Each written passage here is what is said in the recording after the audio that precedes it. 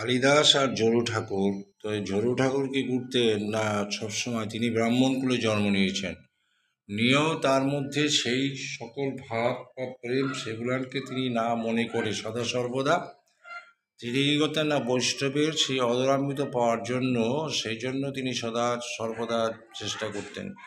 তাই ঝরু ঠাকুর একদিন কি করেছেন না, একটি আম নিয়ে কালিদাসের বাড়িতে গেছেন, তিনি পরম বৈষ্ণব।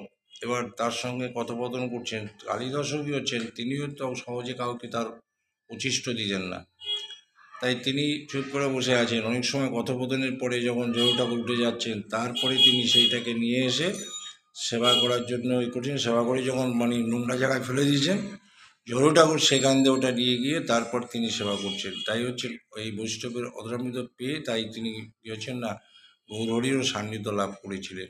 জয় নিতাই, জয় গৌর রাধেশ্যাম।